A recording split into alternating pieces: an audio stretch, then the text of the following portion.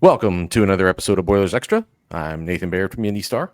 Sam King from the Journal and Courier. As you can see over our shoulders, it's a beautiful spring day outside. We were both outside doing some lawn maintenance. Purdue's spring season is over. They are doing some roster maintenance, and that's what we're here to talk about today. Kind of just a spring wrap-up, go position by position. Going to give you our thoughts on what we saw over the course of seeing most of the 15 spring practices. And frankly, I want to say thanks to Purdue football for making those open to us. That is, it's not common in college sports to have that much open. Listen, the most paranoid people in the world are football coaches. Like, I don't even know who number 2 is on that list.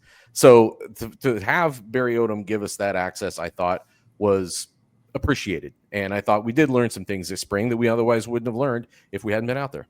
Yeah, absolutely. And, it's very welcoming, especially going back to a year ago this spring, and just the way I think it probably runs more everywhere else, minus Purdue when Barry Odom's in charge. And we don't know if this is going to continue, but we would get to watch 15, 20 minutes of practice. Typically it was just some drill work and stretching, and then would come back at the end and kind of be at the mercy of what the coaches and players that we had available to us told us about that day. So, I think there was a lot to learn. And, I think that probably part of that was because there were so many new pieces, and it seemed like a lot of the stuff Purdue ran was pretty vanilla. I think there will be a lot more stuff installed in the fall for what they're going to do. It was more just to get a feel of who some of these players were, because I think for about 2 weeks, I spent more time looking down at the roster than watching practice. I would see, who's that? What number is that? Okay, look down, see who that is. Yeah, you and I both sat down with Barry Odom right before spring, right? I can't remember exactly when that was, but we both talked to him, I guess, on the same day. I do know what day it was. It was on the day of either the Michigan or Michigan State game. It was the day after that. So I believe it was coming back from Michigan State the next day. Yeah, because I think didn't you drive back the night before? Yes, and you drove back the morning of. So I don't know which of those was crazier, but we're both alive. We both made it to the interviews. And anyway, that afternoon, which again is not that long before the start of spring practice, Barry Odom was basically saying, like, hey, like we don't know a lot about these guys either. Like, they evaluate them on tape or on film. They get to see them in the winter workouts that were already going on. But until you start playing real football, a lot of things don't, you don't know what you don't know. So that evaluation for them this spring was in real time more than, and I guess it kind of always will be now with the way the transfer portal is. Obviously, that's the way it was for both of Ryan Walter's seasons, to a lesser extent what Jeff Brom was going through.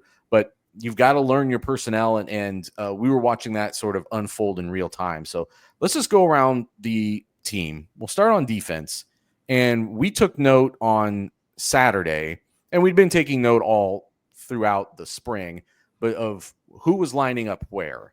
And we'll focus on first and second team as we go position by position, but we can expand off of that and talk about depth, because there's going to be definitely some positions where, they don't just go 4 deep. You need more than that at defensive tackle. You need more than that at receiver often. So we'll get into that, but we'll start on defense. Let us start in what I think is actually one of the potential strengths of this team. Maybe the single biggest. If I were to pick the most intriguing position, I was said that we should do this by saying, or do we think that position is better, the same, or worse than we thought going into the spring, or ahead or behind, however we want to say it?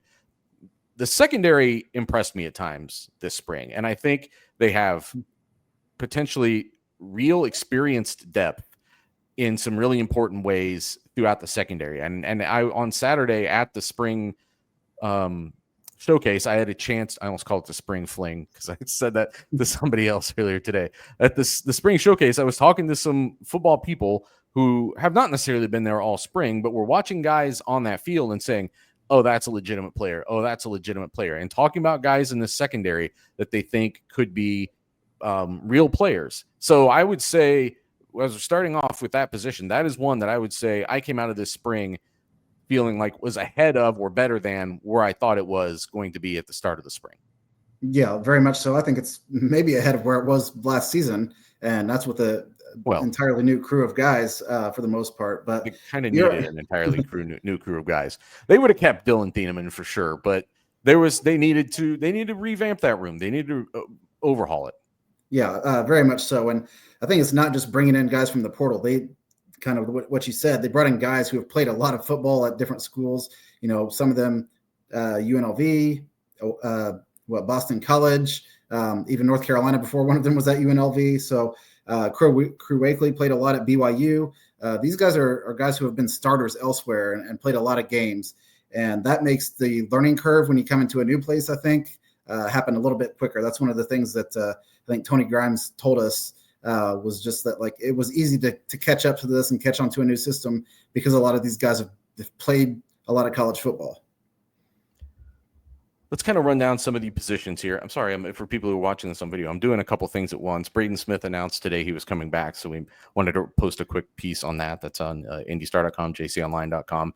Not that there was much doubt about that. And we're going to talk basketball. The ground is sort of shifting beneath our feet in both of these sports. There's portal activity already happening in football, even though it doesn't open until later this week. And there's comings and goings still happening in basketball. So we'll talk about that later, but we're focusing on football today. Let's talk about actual personnel. So at corner on Saturday, the first time they lined up 11 on 11, I saw Hadori Hines and Ryan Turner as the first team corners and Tony Grimes and Luke Williams as the second team corners. I don't look at that as being, if I had to pick an opening day setup, Tony Grimes is a starting cornerback on this team, right? So it's probably, if I had to guess right now, would be maybe Grimes and Hines. Turner obviously is a guy with a lot of experience from Ohio State and Boston College. Like, he's been in real, secondaries. Like, he's been in real, power conference football, and was a former fairly highly rated recruit. I think that the very top end of this room has real promise, though, in what Grimes can do just based on his experience, the fact that he is another guy who's been trusted in multiple secondaries over the year, and Hines is coming along. Like, that this coaching staff, the previous coaching staff, saw promise in him as a true freshman. Late in the season, he was getting some opportunities, and this is what you would, I guess, hope to see, is that in the second year, a guy like that can start making moves and forcing his way onto the field. But if they can be strong at corner and trust their cornerbacks, it's critically opens up a lot of things for this defense in terms of how they play coverages in the back end and potentially giving this pass rush, which we'll talk about later, but like giving them a boost, because, and that works in unison. Like the pass rush helps the secondary helps the pass rush, but lockdown corners, guys who can actually play man coverage and hold people in check at corner, makes a lot of things possible. Yeah. And it's, mentioning that Tony Grimes was with the second team, but we think he's probably the best out of this bunch, I would say. At least I do. And it kind of says a little bit about the depth this team has, where, you have some of these guys who you don't need to count on every down to go out there and cover a guy, but they can go out there and cover things. And you didn't even talk about the ones who were lining up in the slot corner, Smiley Bradford being one of those, a returning guy, and Damon Maribel, who also was on the team last year. I think that, especially at cornerback, that is a position that's probably upgraded from a year ago. It's hard to tell just through 15 practices, but definitely experience-wise. And then with the guys that you brought back, that Barry Odom's staff hopes gained some experience last year going through, a first season of college football or whatever it might be. So, yeah, I think that cornerback is definitely a position where Purdue probably got better. You got to retain these guys because the portal opens here on Wednesday. So that's part of the battle too, I suppose. Potentially, yeah. I think you would hope that for your first string guys, that's not as much of a case. We've been seeing some guys already announce that they're going into the portal. They were not guys who were lining up with the first string, some even the second string, all throughout spring, right? So that you would think that if you've put yourself in a position to start at the end of the spring, that would entice you to stay. We will see. I didn't mention the slot corners, mostly because I guess I was kind of thinking them as a separate thing, or even there's a relationship to the safeties there. I just covered a program where over the course of 5 years, I think they called that position 4 different things, whether it was slot corner, nickel safety, nickel corner. they have a billion names for it. But yeah, Smiley Bradford, another guy who I thought, asserted himself well as a freshman to like follow through on some promise, get on the field. They obviously plenty of openings to get on the field for that defense last year. But one of the things that I thought was a potential a big loss for this program between last year and this year was that there were true freshmen who got on the field and who looked like whatever you could say about the results of last season. Well, at least those guys have long-term promise. But in this day and age, somebody's always got another option. And to not be able to keep some of those guys and be able to build even into a second or third year with them, I thought was lost ground. But some of these guys are still around. And as you mentioned, I think it's important that someone like Smiley Bradford, he was one who was with the first team. Marable was with the second team in that 11-on-11 situation. But that's important. I think that guys like that are coming through. At safety, it was first team, and I didn't make note of which of the two spots this was. I apologize. Richard Toney Jr. and Stu Smith, and then on the first team, and then Crew Wakely and Taj Rael on the second team. It's great that someone like Stu Smith has stepped up the way he has and taken charge and put himself in a position to be a player, like a guy who was an Indianapolis area kid. Goes to what was it, Holy Cross? Holy Cross as a walk-on, yeah. Yeah, and then comes back to Purdue and now has put himself in a position for real reps. This is a position, though, I would keep an eye on some of this changing around a little bit. Crew Wakely is a guy who's played a ton of football at BYU. Taj Rael was a guy that Barry Odom specifically mentioned on Saturday afterwards, saying like, well, he was hurt a lot of the spring. We wanted to see more. We think he's going to be an important player. But that is, again, another position where, like, if it really gets to opening day and someone like Crew Wakely and a guy who's played at Memphis, those kind of guys are second string guys for you, there's some cautious optimism that that's actually a positive for this defense. Yeah, and Charles Clark came over from Memphis, and Taj Rael is one of the guys, or the guy he brought with him, I guess, from that program. So that tells me that he thinks this is somebody who can help Purdue, or he wouldn't vouch for him to join the roster here. So another position where I think, probably it's hard to say upgrade because Dylan Thieneman was so good 2 years ago and then was much better after the first few games last year. Finally started to look like his former self. Didn't have the interceptions that he had of the year before, but he had a ton of tackles, and that's probably a detriment to what was in front of him at times too.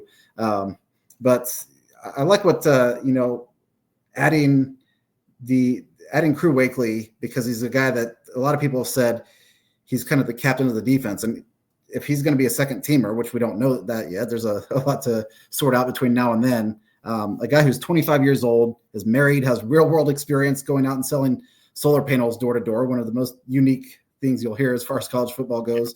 To then decide, I want to get back into football. And now he's, got real world experience. He's got a ton of life experience, just being married and probably settled and more mature than some of these guys. It's somebody that this group can lean on and kind of know that he's going to push them down the right path.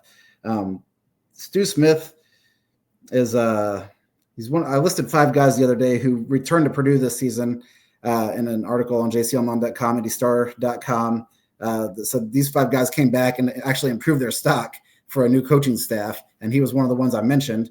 A guy who was number 46 last year, didn't get on the field, and now he's number 3, and he's a big part of it. So it's cool for him because he initially jumped in the portal and was one of the first guys who said, hold on, I like what's going on here at Purdue. I want to come back. I don't know if that's limited options or what Purdue told him that brought him back, but either way, it seems to have worked out for Purdue, and it seems to work out for Sterling Smith as well.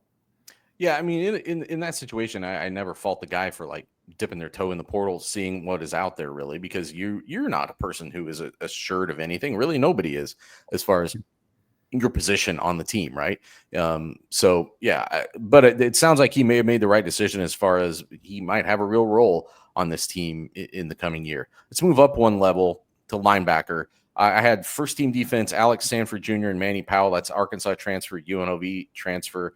And then second team defense, Owen Davis and Hudson Miller, who earlier today went in the transfer portal. So you're already down one piece of depth from a position group that frankly doesn't have a lot of quality depth. Like it was, Hudson Miller, I give him a lot of credit for stepping up the way he did last year. That position had a lot of problems, and he started the last 5 games of the year, and I don't know, he obviously, no individual was the answer to all the things that were going wrong on that defense, but that was a position he was put in to try to do the best he could, and I thought he did everything Purdue asked of him in his years here. I would say this position group is kind of basically where I thought it was going to be. You bring in these experienced transfers, they go right to the top of the depth chart. Manny Powell is someone who multiple people have mentioned has been a real leader, and it helps that some of these guys have the backgrounds that they do with the coaching staff and can help that transition. It probably helps infuse them with some of this natural leadership tendencies. Those guys going right to the top doesn't surprise me, but it's still, to me, it's just a very thin group. I think if this may be the number one position that I think they have to try to help themselves through the transfer portal if it's at all possible here in the spring window. Yeah, and already have getting Sanders Ellis from Tennessee Tech. Correct. So, Correct. Yep. It's losing Hudson Miller. You kind of replace that, I guess. But yeah, I don't know that Kadron Jenkins was such a force, and I know he played defensive end for much of his career, and moved to middle linebacker last year. But he was such a staple of the defense for 4 years that you lose that. You expect maybe some initial setbacks, and now you're trying to piece together guys who haven't played together. So I'm kind of with you. I don't know that it's a position that regressed or got better. I think it's just kind of one that was steady and kind of what we expected it to be, and one that we'll probably know more about once we see who else is a part of this position group in the fall. It's an imperfect rating system, because to say it's about what you expected might not be good. If you didn't think there were a lot of quality depth at linebacker, and that's what you saw this spring, well, that's not really them holding serve. That's them still being behind where they probably need to be as a program if you're trying to win games in 2025, which Barry Odom insists. He was talking about it again when he took the mic at the spring showcase on Saturday, that they think they're going to win games this year, and I think they've got to get some more depth at that quality depth at that position, because as we saw last year, like why did Hudson Miller have to be on the field so much? Not that he didn't earn the opportunity, but there was plenty of injuries and other problems at that position that they needed help with. Let's go up front. Defensive end, first team, I had CJ Madden and Trey Smith. Second team, CJ Nunnally the fourth, and Breon Ishmael. And, you can go deeper than that. There's some other guys who will be in those conversations.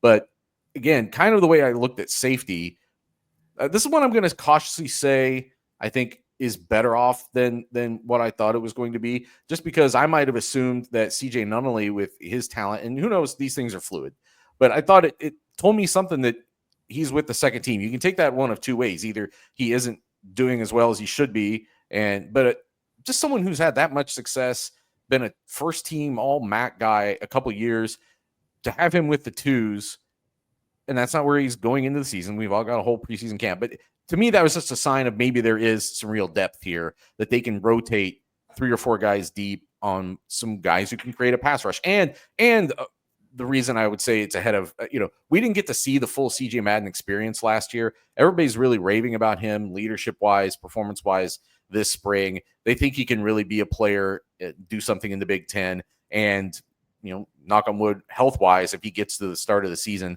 that he could be that kind of player that Purdue needs at that position. Yeah, and props to Trey Smith. Even if he doesn't end up being the starter, this is a guy who's been at Purdue now. This will be his 3rd season if he sticks around, and has played in like 9 games, 7 career tackles, and he elevated.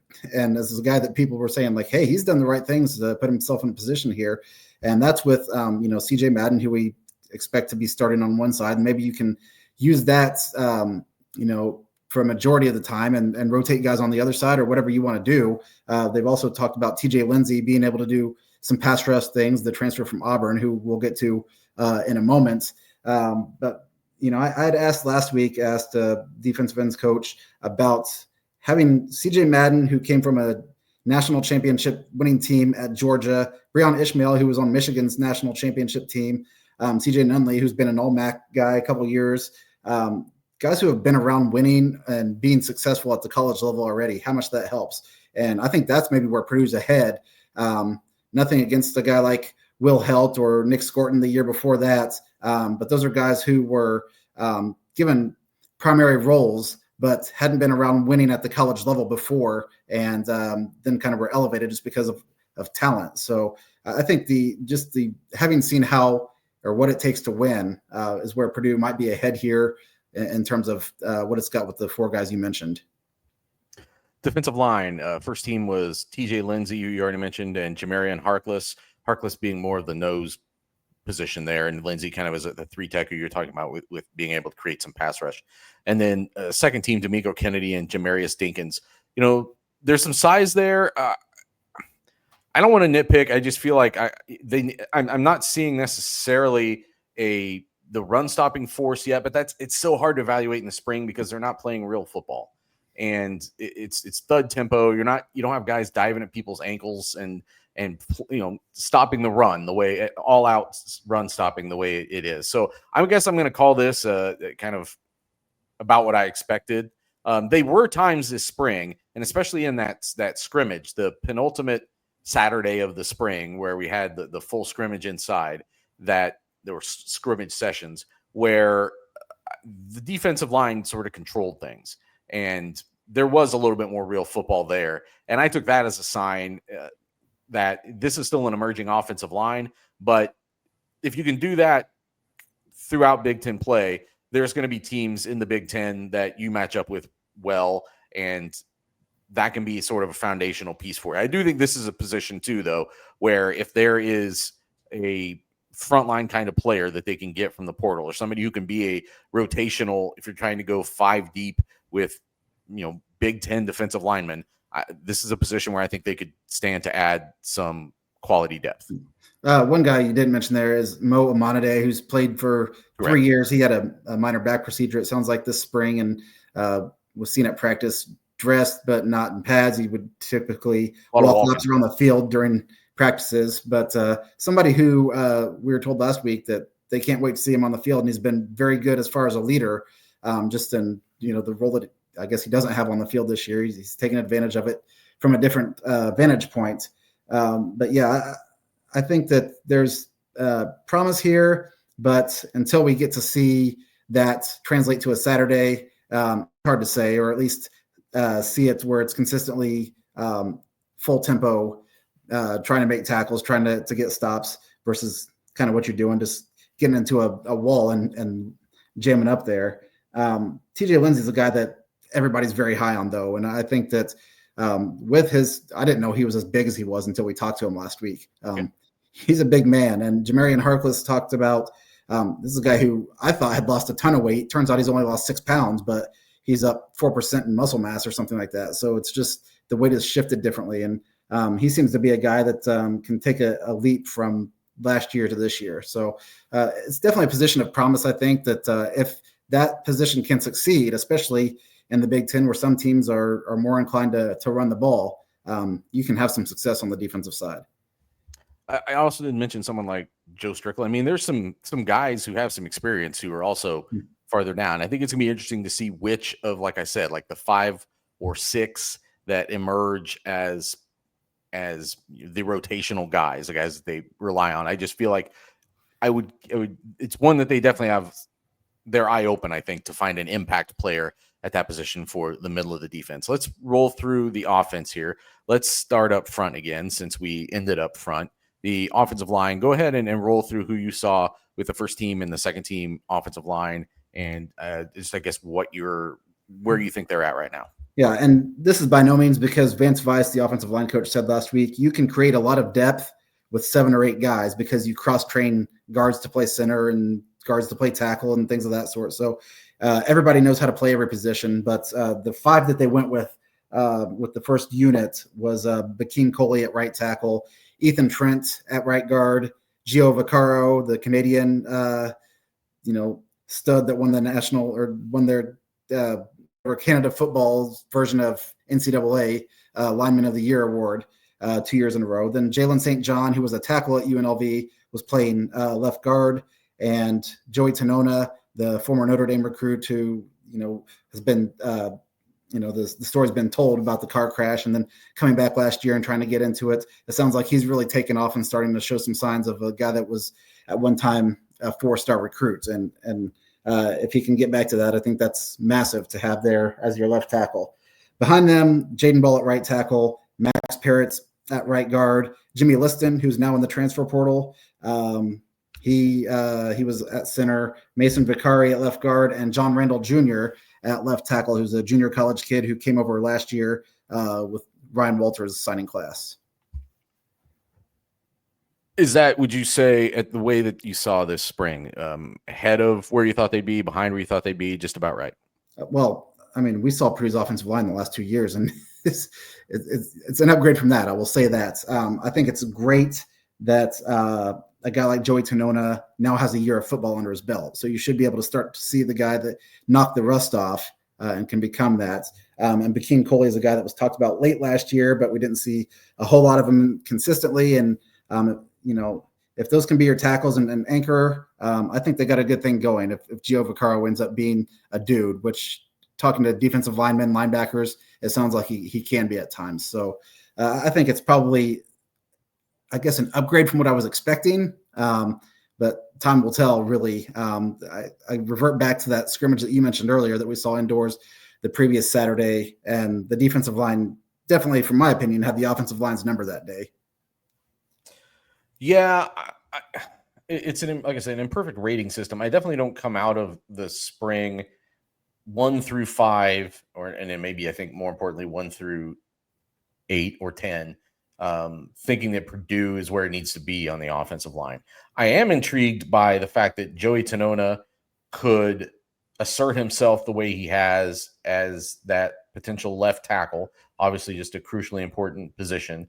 And it sounds like that Jalen St. John, even though he played a lot of tackle at UNLV, they've always projected him as a guard as he tries to transition to pro football. Giordano Vaccaro had not really played a lot of center, but they told him he was going to be a center and brought him here to be a center because I think that's where his future lies. So the fact that you might be getting those guys at their best positions is intriguing to me. But besides that, I just it's another position where I think there is definitely room for someone who loses a position battle somewhere else, where maybe they are a little bit more stocked with offensive line talent, could probably slide over here and move in. Now, having said that, this was one of the least fluid position groups that we saw all spring. I asked Vance Vice about this last week. Was that just how it lined up in terms of performance, or were you trying to build some cohesion and keep that group together? And he said some of both, that it really does mean something from a communication standpoint, a performance standpoint, if those guys, have played together, have some experience together, some rapport. But I do think they last year wasn't good enough. They're going to miss someone like Gus Hartwig for sure. And Marcus Bowe, those are big time players, but 1 through 5, it wasn't enough. Big time players by the Purdue standard, certainly. Anyway, sounds like Marcus Bowe has a good chance to make a mark in the NFL too. But it's just a position that throughout, 1 through whatever, throughout the whole program, they have to elevate. It needs to be, I think, maybe a bedrock position for the program moving forward.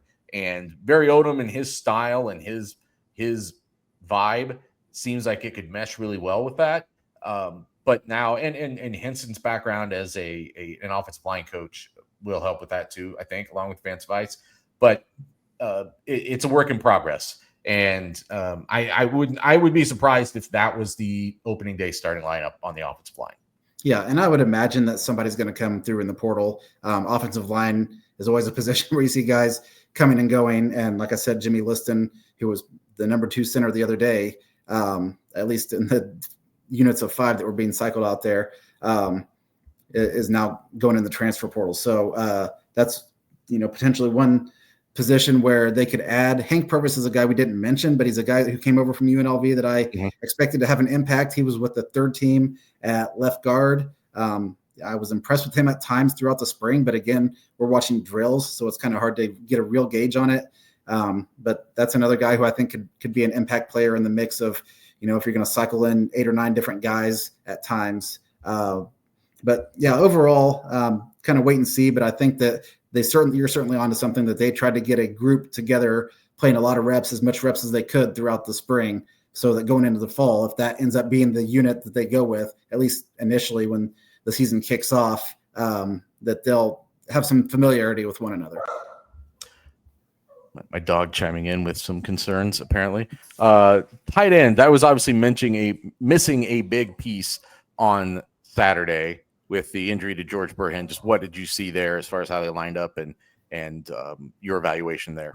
Yeah, they did a lot of different things with tight ends, and George Burhan is a guy that, because he's very fast and very big, you could do different things with him, and then he ends up getting hurt. And, the good news is, as we found out after the spring showcase, it sounds like Purdue expects him to be ready to go for game 1. So we don't know what that means. Is he 100%, or is he able to go out there on the field and give you a few reps? But either way, if he comes back, that's huge. Purdue did bring over 3 transfer tight ends: Christian Moore, Christian Earls, and also Luca Puccinelli. Those were the top 3 tight ends on Saturday. Christian Moore has been more of a kind of like an H-back type guy, playing alongside Christian Earls in some offensive sets. So they have some, I guess you could call it 2 tight end sets on offense there, and options to spread out tight ends, things like that. But this is a position where, if George Burhan is healthy, I think you got some good depth and good pieces there.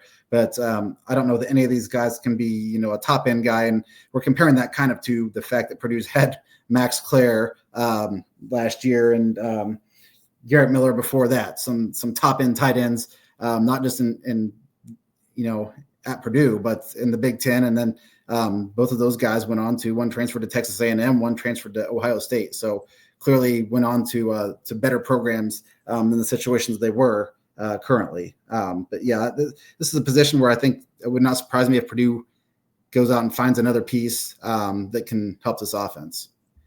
Max Clare did catch a touchdown on Saturday, just in Ohio State's spring game, I saw. Yeah, I'm going to call this an incomplete, just because I think, without knowing exactly what Burhan situation is, and Barry Odom says he'll be back for the season opener, we'll see. If that's true, then that alone gives you some options. If for some reason he's compromised this season, this doesn't seem like enough. It would be interesting to see if they decide to add someone through the portal. Wide receiver. There's been a lot of coming and going at that position. Obviously, I don't think they're really probably set on a group, but obviously at receiver, you can do a lot of different things, whether you're going to run 5 wide, or, you're going to go out there and run just 2 receivers and double tight. There's a lot of options there. But the guy that's really kind of impressed me, maybe based on just what he did a year ago, is Denylon Morset. Came from Georgia. Probably didn't have the year at Purdue that he expected. He did fine. He cut a couple touchdowns, had 11 or 12 catches over the course of the season, I think. But he's elevated himself to being one of the guys that was consistently working with that first unit, along with Charles Ross, a transfer from USC. And then one guy I really liked is Armand Branch. A lot of people have talked about him throughout the course of spring, of being a guy that stepped up. And he's a guy who was kind of highly touted and expected to do more than he's done in his 2 years at Purdue. And to date, I think he has a 3-yard rushing touchdown at Illinois is the only stat he has. But he's a guy who has been playing with the first team and made some plays. But there's been a ton of guys out there that I think there's just a lot to still see with this group. I think those were the 3 that went out with the first team offense. And then it was E.J. Horton Jr., Jaden Dixon-Veal, Jesse Watson, Nathan Leacock, Traymar Harris, a bunch of guys that they just kind of ran out there with that. And on Saturday, Purdue got a 4-star receiver to join the freshman class coming in. So I think that tells you right there that Purdue's still looking at this position. Yeah, I don't know how well coached this position was the last couple of years. And it speaks to some of what you're talking about there, guys who maybe weren't reaching their potential, guys who who lacked some awareness when they were on the field. And I'm curious to see if that can be changed, if that can be altered this year, and they can get some better production out of that group. It's another group that it's at times hard to um, quantify, hard to analyze, because they're rolling those quarterbacks, who we'll talk about in a minute, through all 4 groups or 5 groups or however many they had going out there. And so the quarterback play was at times inconsistent, and that can make it more difficult sometimes to evaluate wide receiver play. I would say this position is about where I thought it would be, which was, they've got some capable veteran bodies. I don't know that I saw a lot of like superlative playmaking happening out there. I do think it's something that if the right guy is out there in the portal, you would try to bring them in at this stage. But there is some, and I don't know if you mentioned Charles Magwood in there, but a guy who was going to be in the mix and was hurt at the end of the spring, that I think they're optimistic they'll have him back for the season. So, some veteran options here. And I wonder if you get consistent quarterback play, if that can bring out some of that. Let's talk about running back before we get to quarterback. Devin Mockabee, first team, Antonio Harris, second team, and Jaheim Merritt were their third team on Saturday. And then that doesn't include Malachi Thomas, who has been injured all spring. They knew he was coming off of surgery and didn't get to see him this spring, but someone Barry Odom thinks is going to be a big part of the answer. Yeah, and listen, Devin Mockabee, with what he's done, has earned the right to be the starter, and I think that very much is the case. Even when other guys were cycling in with the first team reps, nobody anymore uses just solely one running back and gives them 300 carries. Everybody has a 2 quarterback system at the NFL on down to, in some cases, the high school level. So this is really about, I think if Malachi Thomas can come in and be kind of something close to what Tyrone Tracy gave this team a couple years ago to complement Devin Mockabee, you can really do some damage there with a 2-back system. The other guys, Jaheim Merriweather's got a ton of speed. We saw that a little bit last year. But this is another position behind Devin Mockabee. Without seeing Malachi Thomas out there, I don't think that we can say it's a complete and thorough study of what the position is. Yeah, I think we'll know more in preseason, and this could also be another position where there's room for addition. But there's some intriguing talent here, and you know what you're getting from Mockabee. That gives you a high baseline at that position. I think the ultimate production of this room is going to revert back and be dependent on whether they get the offensive line settled and in sync, and how well that position performs. So that brings us to quarterback. Malachi Singleton was the first team quarterback in that first 11-on-11 thing. Evans Chuba was second. EJ Colston was third, and then Bennett Meredith fourth. But like I said, they cycled those guys through. It really wasn't, sometimes you'll see these quarterback battles and they feel like quarterback battles in name only, because coaches will insist on it still being an open competition even after one guy is getting all the first team reps or the majority of them. That wasn't really the case, but I guess Singleton was the one who it seemed like maybe got a little bit of a lean on the first team reps, but they cycled everybody through. I mean, everybody got their opportunity with the ones pretty consistent every day. Yeah, and at different times you saw good things out of each of them. At times you saw bad things out of each one of them. We've talked on this pod before about Evans Chuba and the turnover woes that he had throughout the spring, but he also made some, spectacular plays. Probably not plays that you just make consistently, but you can see that there's a lot of talent there, and maybe out of the group, maybe the highest ceiling, given his size and the things that he can do. But I think this is, I don't think Barry Odom is lying to us when he says that this is, still a competition going into the fall and they don't know who it is. Now, you say that because you want all of these guys to come back and compete in the fall for the spot, but also I don't think that they got a base where they could go into the fall and have a set starter. They probably know this was the best guy, and probably if we had to make a depth chart today would be the first team quarterback. But all these guys have kind of, something different that they do well that can benefit this offense. So this is, given that Hudson Card has had a stranglehold in this position the last couple of years, except for when he was hurt, we don't really know what to expect out of Bennett Meredith, because what we saw in game time was one spot start where he didn't know he was starting until midweek, basically, and probably didn't get his best performance out of that. And he was also, I guess, trading off reps each series with Ryan Brown in that game. So never really got into a consistent flow. But yeah, again, all these guys look like they can be talented, but all these guys also look like they can be mistake prone at times. And I guess that's why you go through a spring and then a fall period and try to cycle out and find out who gives you the best chance to win. It's a tricky proposition because on one hand, if all four are playing well and nobody's separating, that's one thing. If it's all four guys have warts and nobody has separated, that's a different conclusion. And the number one, will all four of these guys make it to opening day? I think there's a chance, probably not, because I don't think you want to be fourth at this point. And they have 5 scholarship quarterbacks. They've got Garrett Odom around too with the freshman class. So they've got plenty, they've got a full room. And will somebody decide to move on again after this spring? At least one somebody, that wouldn't surprise me. I do think they need to build a room. You got to have more than one. Purdue has seen that the last 2 years. But somebody has to step up and have sort of the special traits that you look for in a quarterback and a leader, whether that's consistency, whether that's arm talent, whether that's the ability to read defenses. They're all fairly mobile, but until somebody steps up and separates, and then you can't say the room is where it needs to be. Like, there needs to be a starting quarterback. Like, somebody needs to step up and kind of run with that job. And maybe this is part of, again, the way that they just constructed the spring didn't necessarily lend itself to that revelation. They may know from their evaluations behind the scenes, more nuanced study of what's going on that film every day of who really has the lead. Like I said, there are indications that Singleton would be the guy who is in the lead right now, but I also think, it was interesting. Devin Mockabee called it chaotic. He said, all I know is it's chaos over there right now. And I'm like, I don't want people to get the wrong impression. I don't think he's saying it's just like people run around with their hair on fire. I think it's more to the fact that, kind of what you're saying, like, there hasn't been a separation.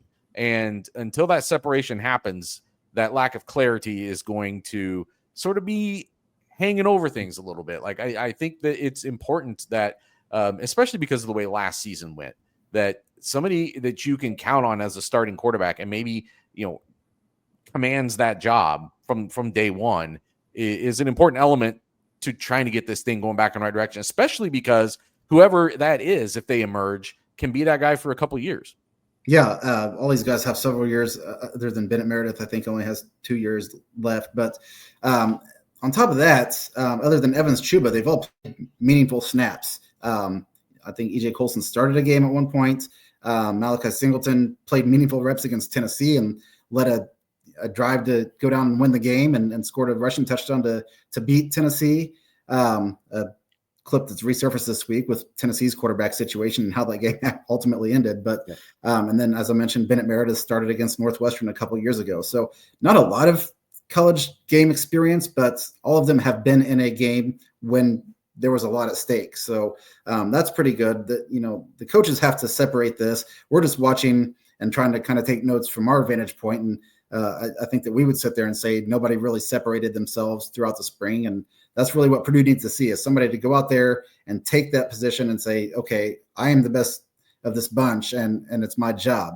It did sound like when we talked to Darren Henshaw, the quarterback's coach, a couple of weeks ago, he was high on Malachi Singleton, kind of absorbing the lessons from the mistakes. I think that's a question you asked. And he said, when he makes a mistake and you tell him something, he's kind of taking it in, and then you see him get better from it. So that was a promising sign, I think, in terms of, a plus or a green check in Singleton's, reason to start. No, I think if you have a quarterback who's playing to avoid mistakes, that's not what you want. What you want is a quarterback who cuts down on mistakes, but when there is one, what do you learn from it? And not repeating mistakes. So like I said, and the way I phrased it in the thing that I wrote for the site was, he's the leader in the clubhouse right now. If I had to pick who was probably going to start on opening day based on what we saw this spring, I would pick Singleton. But I think there's time for that to change. And there's also a transfer portal here. And Barry Odom said he thinks the starter is on the roster, but we will see in the days ahead. So that's going to cut this conversation. We're going to have more basketball as that roster comes together in the days and weeks ahead. We know they're looking at wings. We know that Omer Mayer is in the mix, the Israeli player. So a lot to talk about there when they get closer to some resolutions there. But until then, for Sam King, I'm Nathan Baird. Thanks for joining.